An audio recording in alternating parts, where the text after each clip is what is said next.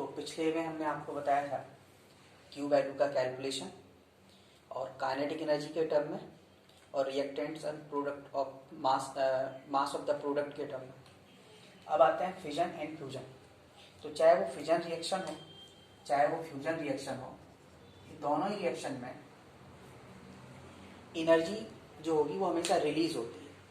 अच्छा, जब energy release होगी तो इसका मतलब क्यू पॉजिटिव हो गया, और क्यू पॉजिटिव होता है तो उस रिएक्शन को क्या बोलते थे हम? एक्सॉर्जिक रिएक्शन। तो इसका मतलब जब क्यू वैल्यू पॉजिटिव होता है तो इस रिएक्टेंट्स को यानी इस रिएक्शन को कराने के लिए हमको कुछ सप्लाई नहीं करना पड़ेगा, बल्कि क्या होगा, ये खुद रिएक्शन करेगा और हीट हमको देगा, या हमको हीट नहीं देगा, बेसिकली हमको एनर्जी देगा। हमने आपको बताया था कि इसमें कभी भी हीट के फॉर्म में एनर्जी नहीं मिलती, हमेशा काइनेटिक एनर्जी के फॉर्म में एनर्जी मिलती है। अब वो पार्टिकल्स कहीं टकराएं, कुछ हो जाए, तो उससे हमको क्या मिल जाता है? हीट मिल जाता है। लेकिन जो भी एनर्जी रिलीज होगी वो किसके फॉर्म में एनर्जी रिलीज होगी? हमेशा काइनेटिक के फॉर्म में। तो इसका मतलब है कि जो फिजन या फ्यूजन रिएक्शन होगा वो एक्सॉर्जिक रिएक्शन होगा।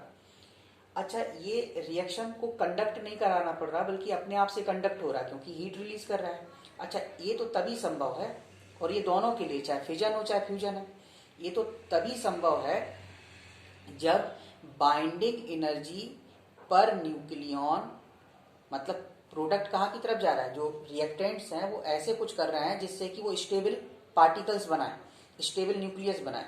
तो इसका मतलब है कि इसका बाइंडिंग एनर्जी पर न्यूक्लियन, जो भी प्रोडक्ट बनेगा वो हमेशा जो इनकमिंग या जो रिएक्टेंट्स पार्टिकल्स थे उनके कंपैरिजन में ज़्यादा होगा, क्योंकि बाइंडिंग एनर्जी पर न्यूक्लियन जितना ज़्यादा होगा वो उतना ज़्यादा स्टेबल पार्टिकल्स होगा, वो स्टेबल न्यूक्लियस होगा ना।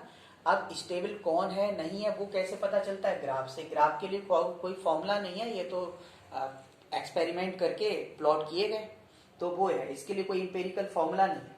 तो कहने का मतलब है यहाँ पे बाइंडिंग एनर्जी ऑफ प्रोडक्ट और बाइंडिंग एनर्जी ऑफ रिएक्टेंट्स की बात करें तो प्रोडक्ट का बाइंडिंग एनर्जी ज्यादा होगा जो बना, और रिएक्टेंट्स का कम होगा। तो जब ज्यादा होगा तभी तो पर न्यूक्लियन क्या होगा? ज्यादा आएगा।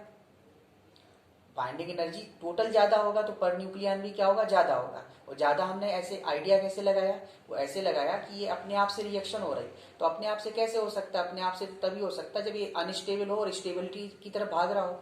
और स्टेबल कौन ज्यादा होता है? जिसका बाइंडिंग एनर्जी पर न्यूक्लियन ज्यादा हो। तो ठीक है, तो इसका मतलब है कि binding energy per nucleon energy इसकी क्या करेगी? इंक्रीज करेगी।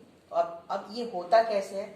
फिजन और फ्यूजन दोनों में देखें तो जैसे फिजन की बात करें तो फिजन जैसे क्या होगा? हमने बताया था कि जो हम ग्राफ बनाते थे, यहाँ हीलियम बताया था, यहाँ आयरन बताया था, लास्ट स्टेबल जो न्यूक्लियस था वो बिस्मथ था, 209 है ना, और लास्ट स्टेबल बिस्मथ था।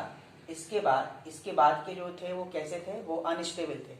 तो मान लीजिए हमने कोई यूरेनियम न्यूक्लियस ले लिया, एक्स यूरेनियम 236 कुछ इस तरह से ले लिया। तो जब हमने ये न्यूक्लियस लिया यूरेनियम का, तो ऑब्वियस है ये बिस्मथ जो लास्ट स्टेबल है उसके भी नीचे चला गया। तो ये जब ग्राफ नीचे ऐसे स्लोप नीचे की तरफ आता है तो इसका मतलब बाइंडिंग एनर्जी पर न्यूक्लियन का ग्राफ है ना, तो ये घटेगा। अब ये स्टेबिलिटी चाहता है तो आपको इसको बाइंडिंग एनर्जी पर न्यूक्लियन बढ़ाना है, तो बढ़ाने का मतलब क्या होगा? ये इस तरह से प्रोडक्ट में टूटेगा। तो इसके कंपेरिजन में जो भी प्रोडक्ट बनेंगे वो इससे तो ज्यादा एनर्जी के होंगे। देखो बाइंडिंग एनर्जी पर न्यूक्लियन है तो एक ग्राफ में आप देखो ना, ऊपर चलेगा तो बढ़ेगा ना, तो इसका मतलब ये इस तरह से टूटेगा।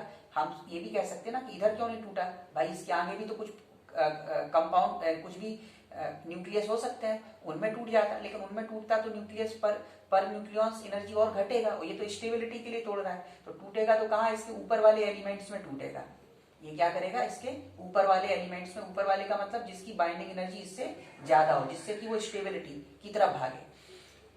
इसी तरह से फ्यूजन में देखो, फ्यूजन क्या होता है? बहुत छोटे छोटे एलिमेंट्स में। फिजन में क्या होता है कि बड़ा न्यूक्लियस छोटे छोटे में टूटता है, और फ्यूजन में क्या होता है? छोटे छोटे न्यूक्लियस मिलके क्या करते हैं? बड़ा बनाते हैं। तो अब ये ऐसा क्यों होगा? ऐसा इसलिए होगा जैसे छोटे न्यूक्लियस मान लो यहाँ पर है, और यहाँ देखो एनर्जी बढ़ रही है ऊपर जाने से, यहाँ तो घट रही है लेकिन यहाँ तो बढ़ रही है। तो ये क्या करेंगे कि अपने आप को मिला के कंबाइंड होके कुछ ऐसे प्रोडक्ट बनाएंगे जिससे कि binding energy per nucleon increase करे। तो हमें पता है इस ग्राफ में जैसे जैसे ऊपर बनाएंगे तो बाइंडिंग एनर्जी पर न्यूक्लियन ये इंक्रीज करेगा, तो वो जो इंक्रीज कर रहा है उसके हिसाब से अपने आप को ये क्या करेगा? कलेक्ट करेगा। ये जो फ्यूजन रिएक्शन होती है कहाँ पे होती है? जैसे सन है ना, सन में जो रिएक्शन होगी वो कैसा होगा, फ्यूजन रिएक्शन होगा, है ना। तो सन सरफेस पे जो रिएक्शन है वो कैसा है, फ्यूजन रिएक्शन है। लेकिन फिजन हो चाहे फ्यूजन है, दोनों का पर्पज एक ही है। पर्पज क्या है, पर्पज ये है कि ये कुछ ऐसा न्यूक्लियस बनाए जिससे कि वो स्टेबिलिटी गेन करे। उसके लिए चाहे उसको टूटना पड़े, चाहे उसको आपस में मिलके क्या करना, कलेक्शन करना पड़े, ठीक है ना।